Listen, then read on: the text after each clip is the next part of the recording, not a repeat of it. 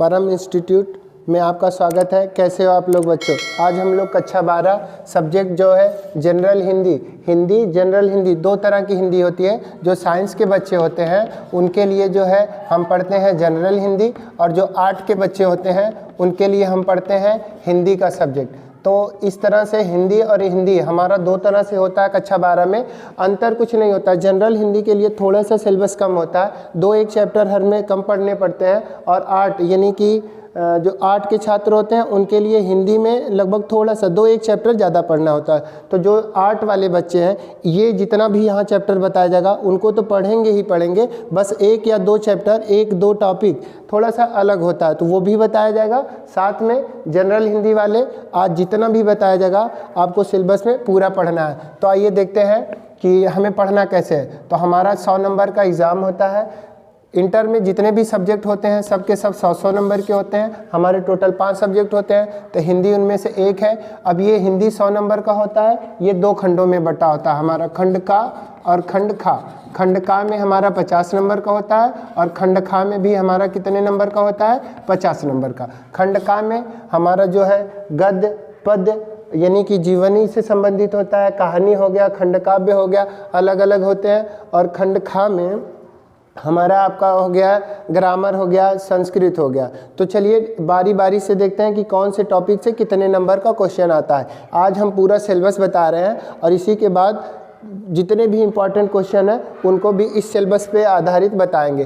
तो आइए देखते हैं। यहाँ लिखा है कि गद्य का इतिहास, इसका मतलब हो गया आपका हिंदी गद्य के इतिहास से क्वेश्चन आएगा। अब गद्य का इतिहास तो बहुत बड़ा है, आदिकाल से शुरू होता है और अब तक चलता है। लेकिन हमें आदिकाल ना पढ़ के हमें बस खाली इसमें पढ़ना है शुक्ल युग और कौन सा युग? शुक्लोत्तर युग। शुक्ल युग और शुक्लोत्तर युग के बारे में ही खाली हमें पढ़ना है। इसका मतलब इसमें क्या क्या पढ़ेंगे? यानी शुक्ल युग के प्रमुख कवियों के नाम, उनकी प्रमुख लेखकों के नाम, उनकी रचनाएं या उनके उपन्यास या उनकी कहानियाँ। तो बस शुक्ल युग और शुक्लोत्तर युग, 2 ही युग को देख लीजिएगा आप। आगे पद्य का इतिहास दिया है। पद्य का इतिहास भी ऐसे ही चलता है, आदिकाल से शुरू होता है, भक्ति काल, रीतिकाल, श्रृंगार काल, रीतिकाल को ही बोलते हैं। ऐसे करके भारतेंद्र युग से शुरू होकर के आधुनिक युग तक चलता है। तो लेकिन हमें पढ़ना कहाँ से है? तो हमें पढ़ना है भारतेंद्र युग से। तो भारतेंद्र युग के मतलब प्रवर्तक भारतेंद्र हरिश्चंद्र है। ऐसे द्विवेदी युग के बारे में पढ़ना है, और छायावादी युग के बारे में। तो हमें पढ़ना कौन सा है? भारतेंद्र युग का पढ़ना है। और कौन सा पढ़ना है?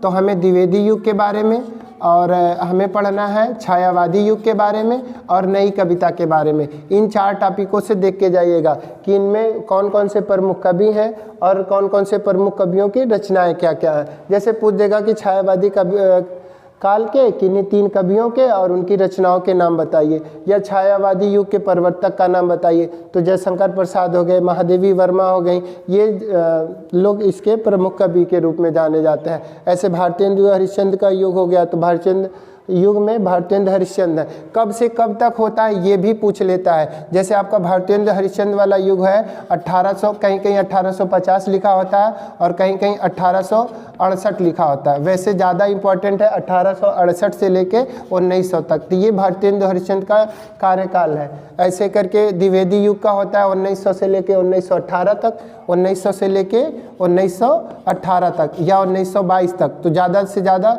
1922 तक है। छायावादी होता है 1918 से लेके 1938 तक। तो कौन सा युग कब से कब तक था ये देखना है, और इसके प्रमुख कवि कौन कौन से हैं ये देखना है, उनकी रचनाएं देखनी है। ठीक ना? आज हमारा पूरा फोकस है कि आपको बता दें पूरा सिलेबस कितना कितना कहाँ से पढ़ना है। और इसके बाद अगली वीडियो में हम बताएंगे कि भारतेंद्र युग कब से कब तक है, या इनकी रचनाएं कौन सी हैं, इनमें कौन कौन से प्रमुख कवि हैं। छायावादी युग कब से कब तक था, इसकी प्रमुख रचनाएं कौन सी हैं, इसके प्रमुख कवि कौन से हैं। तो ये अगली वीडियो में होगा। आइए देखते हैं। हमारा लिखा है गद्य पे आधारित पाठों से प्रश्न, यानी कि गद्यांश पे आधारित पाठों से प्रश्न आते हैं। कितने नंबर का आएगा?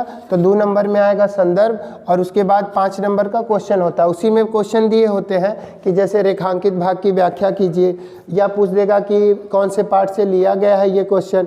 इस तरह के क्वेश्चन आते हैं। तो आपका 5 नंबर और 2 मतलब 5 क्वेश्चन होते हैं 2-2 नंबर के, तो 10 नंबर के हो जाएंगे।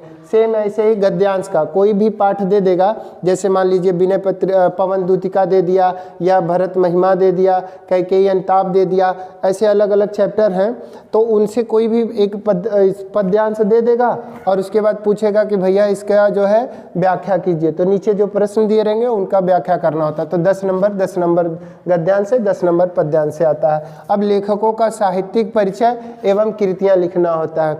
तो साहित्यिक परिचय का मतलब हो गया कि लेखक हो गए आपके, जैसे वासुदेव सरल अग्रवाल हो गए या डॉक्टर APJ अब्दुल कलाम हो गए, तो कौन से लेखक या कौन से कवि मोस्ट इम्पॉर्टेंट हैं जो हर बार पेपर में आते हैं, ये आपको अगली वीडियो में बताया जाएगा। ये कितने नंबर का आता है, तो 5 नंबर का। 3 नंबर में उनकी साहित्यिक परिचय हो जाएगा, 2 नंबर में उनकी रचनाएं हो जाएंगी। ऐसे कवियों का साहित्यिक परिचय एवं उनकी कृतियाँ, तो 3 नंबर में उनका जो है साहित्यिक परिचय लिखना है, 2 नंबर में आपको उनकी क्या लिखनी है, कृतियाँ यानी उनकी रचनाएँ लिखनी है, तो 5 नंबर का होता है। तो आते हैं 2 से 3 कवियों के बारे में और लेखकों के बारे में लिखना होगा आपको एक, तो कम से कम 3 लेखक और 3 कवि याद कर लीजिएगा। जैसे अगर बताया जाए कि इसमें किसे याद करना है, तो वासुदेव सरल अग्रवाल जी को, या फिर आप याद कर लीजिएगा APJ अब्दुल कलाम जी को इसमें याद करना हो अगर, और डॉक्टर राजेंद्र प्रसाद जी को भी इसमें याद कर सकते हैं। इसमें अगर याद करना हो आपको तो महादेवी वर्मा जी हैं, जयशंकर प्रसाद हैं, मैथिली शरण गुप्त हैं, अयोध्या सिंह उपाध्याय, हरिओत जी हैं। तो ये प्रमुख कवि हैं जो अक्सर पूछे जाते हैं, बार बार पूछे जाते हैं। तो अगली वीडियो में इनके बारे में पूरा उनका जीवन परिचय किस तरह से लिखना है ये बताया जाएगा। लिखा है कि कहानी का सारांश एवं उद्देश्य लिखे, तो आपको ना 2-3 कहानी है वही पढ़ के जाना है। 5 नंबर का आएगा, जैसे आपका हो गया पंचलाइट, ठीक ना। पंचलाइट किसने लिखा है और इसके बारे में बताना कि जैसे ये ग्रामीण अंचल की कहानी है, इसमें गांव के लोग चंदे का पैसा जुटा करके लाइट खरीदते हैं, पेट्रोमैक्स जिसे बोला जाता है, नहीं जलाने जानते हैं। तो इसमें लास्ट में यही बताया गया कि अगर कोई होनहार है, कोई गुणवान व्यक्ति है, तो उसके दोषों को माफ़ कर दिया जाता है। तो इसका उद्देश्य बताना है कि किस तरह से इस कहानी का क्या उद्देश्य था। ऐसे आपका हो गया बहादुर कहानी, तो बहादुर कहानी पढ़ लीजिएगा, पंचलाइट पढ़ लीजिएगा, और जो है 2 कहानियाँ पढ़ के जाइए, पर्याप्त है। इस तरह से खंडकाव्य की कथा वस्तु पर प्रमुख पात्रों का चरित्र चित्रण। अब ये वाला अलग अलग ज़िले में अलग अलग तरह का होता है। जैसे आजमगढ़ में आपका चलता है, आजमगढ़ मेरठ में चलता है आपका श्रवण कुमार, जौनपुर में चलता है आपका, बनारस में चलता है, अलग से अलग अलग ज़िलों में अलग अलग जो है मंडल बने होते हैं, अलग अलग मंडल के हिसाब से ये खंड काव्य चलते हैं। तो आजमगढ़ में अगर आप हैं तो आपके लिए चलेगा श्रवण कुमार। आप किस ज़िले से हैं कमेंट में वो बताइएगा, उस आधार पे हम आपको बताएंगे कि आपका कौन सा खंड काव्य चलेगा, ठीक ना।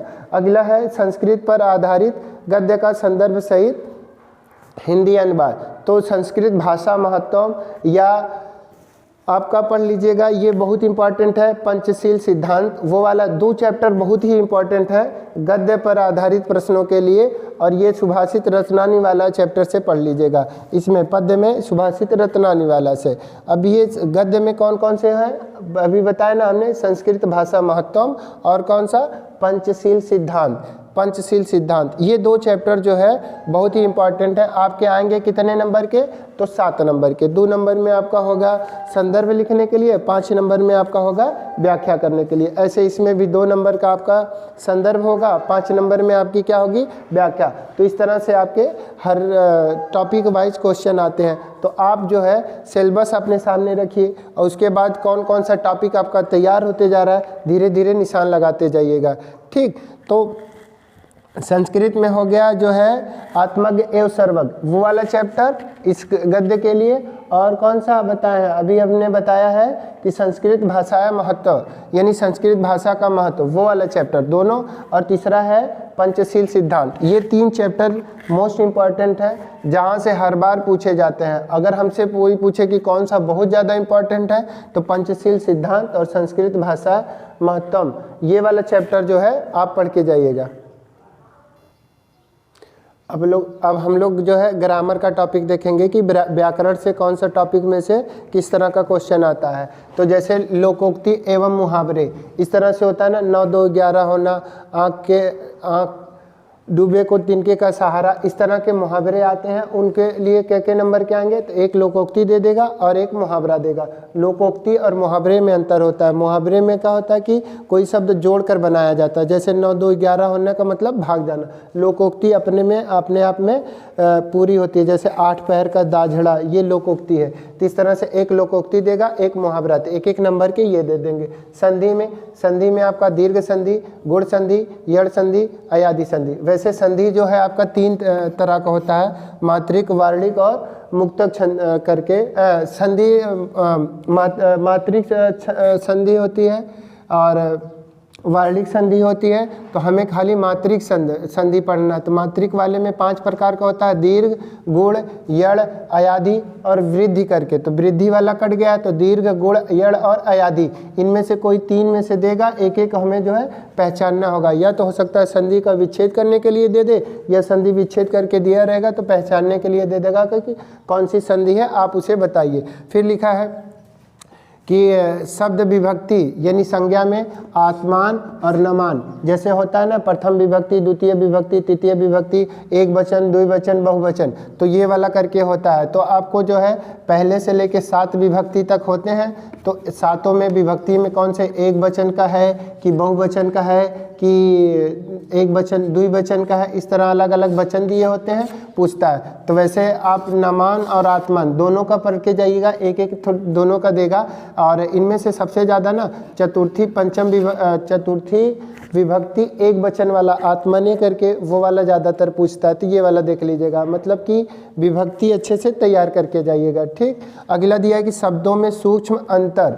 शब्दों में सूक्ष्म अंतर का मतलब हो गया कि एक ही जैसे शब्द दिए रहेंगे और उनका हमें जो है अंतर प्राप्त करना होगा। जैसे होता है एक अंश होता है और एक जो है अंश होता है। तो एक अंश माने होता है भाग और एक अंश माने होता है कंधा। तो अलग अलग अर्थ होते हैं, सूक्ष्म अंतर पढ़ने में एक ही जैसे होते हैं और उनके अंतर अलग होते हैं। ऐसे इंग्लिश में भी दिया होता है ना, जैसे राइट माने क्या होता है? राइट माने होता है, अभी वाले राइट माने दहिना भी होता है, ई राइट माने सही भी होता है, और एक राइट लिखा होता है WRITE, राइट मतलब लिखना। तो दोनों एक ही जैसे लग रहे हैं, लेकिन इनके अर्थ क्या होते हैं? अलग। इस तरह से अंश ये अलग अलग होते हैं। तो सूक्ष्म अंतर वाले क्वेश्चन देंगे तो एक एक मतलब 2 दिया रहेगा और उनमें से आपको 3 दिए रहेंगे, 2 लिखना होगा और एक एक नंबर के वो होंगे। अनेकार्थी शब्द के लिए मतलब अनेकार्थी शब्द यानी कि एक ही कोई शब्द दिया रहेगा, उसके अनेक अर्थ होते हैं। जैसे हमने लिखा कर का कई शब्द होता है। कर माने हाथ भी होता है और कर माने टैक्स भी होता है। ऐसे हमने लिखा अली मतलब होता है भौरा और अली मतलब सखी भी होता है। तो अनेकार्थी शब्द मतलब ऐसे शब्द दे देगा और उसके कई अर्थ बताने होंगे।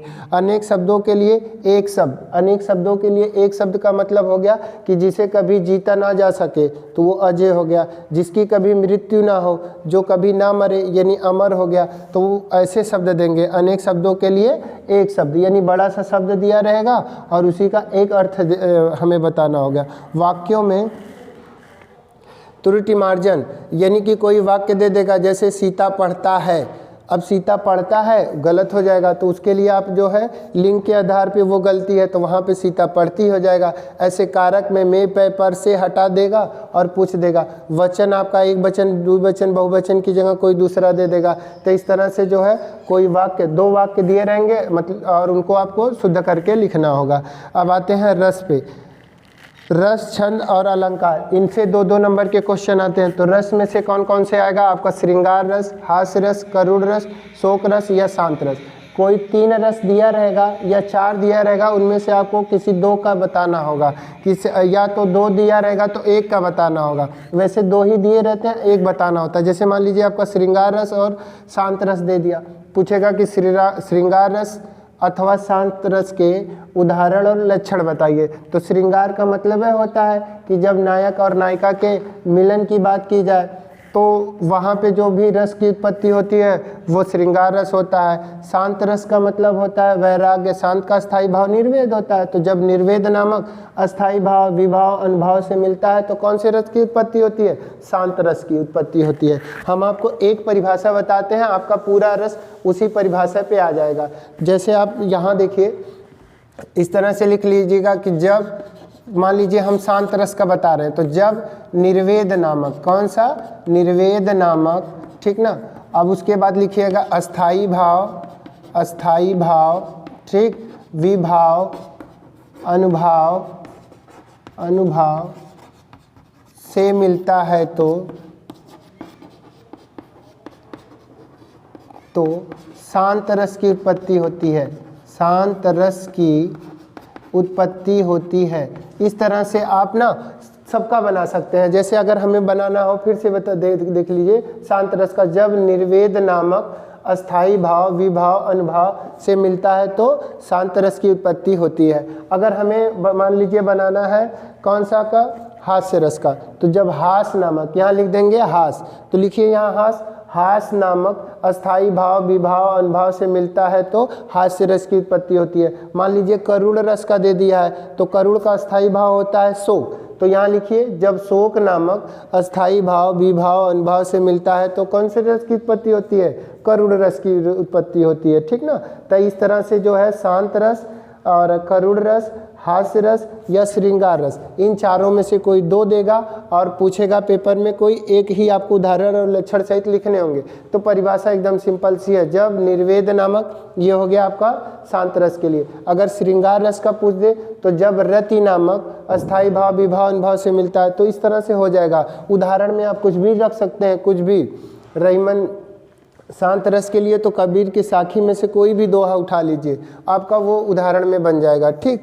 आगे देखिए लिखा है अलंकार। अलंकार जो है यहाँ शब्दालंकार अर्थालंकार होते तो कई हैं। शब्दालंकार में भी 5 प्रकार का होता है, अनुप्रास, यमक, श्लेष और वो विप्सा अलंकार करके कई होते हैं, लेकिन हमें पूछा बस कितना है? 3। शब्दालंकार में से 3 कौन कौन से? अनुप्रास अलंकार, यमक अलंकार, श्लेष अलंकार। वैसे अनुप्रास अलंकार भी 5 प्रकार का होता है, लेकिन हमें उतने डीप में नहीं जाना। कैसे हम जो जनरल हिंदी है यानी कि साइंस वाले छात्रों के लिए थोड़ा सा हिंदी का पेपर थोड़ा सा अलग होता है आर्ट वालों से। तो आर्ट वाले तो पूरा पढ़ेंगे और ये जितना यहाँ लिखा गया है साइंस वाले इसे कंफर्म पढ़ के जाएंगे, ठीक। तो ये अनुप्रास अलंकार, यमक अलंकार और श्लेष अलंकार आप कक्षा 9 से ही पढ़ते चले आ रहे होंगे, तो आपको अलंकार आ ही रहा होगा। रूपक, उत्तमा और उत्प्रेक्षा, तो इन तीनों को देख लीजिएगा, 3 ही 6 देख लीजिएगा। आप पिछली कक्षा में याद ही कर चुके होंगे, बस रिवीजन करके जाइएगा, ठीक ना। अब आते हैं छंद पे। छंद में हमारा जो है मात्रिक छंद वाला ही पूछेगा। मात्रिक छंद वाले में भी कौन कौन सा? तो वही वाला चौपाई पूछेगा। कौन सा पूछेगा? चौपाई, ठीक ना, चौपाई पूछेगा। और कौन सा पूछेगा? दोहा पूछेगा। और कौन सा? सोरठा पूछेगा। और कौन सा? तो एक कुंडलिया करके पूछेगा, ठीक ना, कुंडलिया, ठीक। कुंडलिया जो है ये अर्धसमात्रिक छंद होता है। इसमें 6 चरण होते हैं। पहला चरण जो है दोहा और दूसर का रोला से मिलके बना होता है। इसमें जिस शब्द से शुरुआत होती है और उसी से अंत भी होता है, ठीक ना। तो कुंडलिया वाला देख लीजिएगा। यहाँ तक तो आप कक्षा 10 तक पढ़े ही होंगे। कक्षा 12-11 में कुंडलिया यही एक अलग है, बाकी तो सब आपको आता होगा। अगर मान लीजिए यह ना भी आ रहा होगा तो चौपाई, दोहा, सोरठा से आपका काम चल जाएगा। वैसे कुंडलिया याद कर लीजिएगा, बड़ा ही अच्छा छंद है, ठीक। पत्र में आपका आता है 6 नंबर का। पत्र 3 प्रकार के पूछे जाएंगे। या तो आपको कोई नियुक्ति से संबंधित पत्र पूछेगा, या बैंक से कर्ज लेने के लिए संबंध पूछेगा। पत्र पूछेगा कि बैंक से कर्ज ले करके आप कोई अपना बिजनेस शुरू करिए, उससे संबंधित आपको लिखना होगा। नियुक्ति पत्र में आता है कि बैंक में नौकरी के लिए, कहीं अध्यापक की नौकरी के लिए, या किसी भी तरह की पोस्टिंग के लिए, नौकरी के लिए आपको पत्र लिखना होता है, ठीक ना। तो उसमें आप अपना बायोडाटा देते हैं कि हम कौन से साल में कौन से सब्जेक्ट से पास हुए हैं, वो पूरा तो आपको पत्र बताया जाएगा पूरा। यहाँ पर अगर ये समझ में आ रहा होगा ना, तो आप जो है ज़्यादा से ज़्यादा अपने दोस्तों में शेयर करिएगा और चैनल को लाइक और सब्सक्राइब जरूर कर लीजिएगा। कैसे कि यहीं से अब शुरुआत हो रही है हिंदी की। पूरा बेसिक से लेकर एडवांस लेवल तक बताया जाएगा। एकदम पेपर मान के चलिए 100% आपको गारंटी देते हैं हम कि पास करवा के ही छोड़ेंगे, ठीक ना। बस आप साथ मत छोड़िएगा।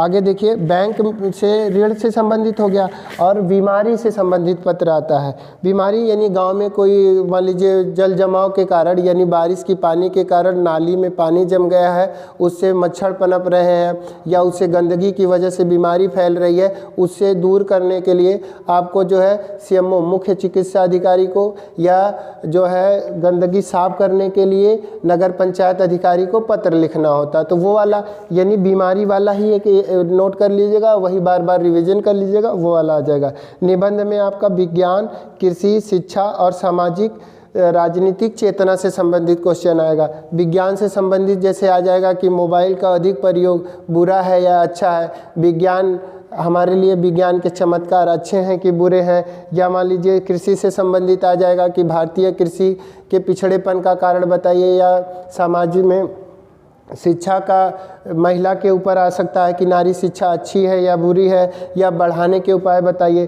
सामाजिक एवं राजनीतिक चेतना। तो इन 4-5 टॉपिकों में से 2-3 टॉपिक पर आप प्रयास कर लीजिएगा। आपको ना समझ में आए कि निबंध कैसे लिखना है और शुरुआत कहाँ से करनी है, रूपरेखा में क्या होगा, प्रस्तावना में क्या होगा, उपसंहार में कैसे कैसे क्या लिखना होगा, तो आप कमेंट करिएगा, आपको बताया जाएगा। आज के लिए इतना ही, धन्यवाद।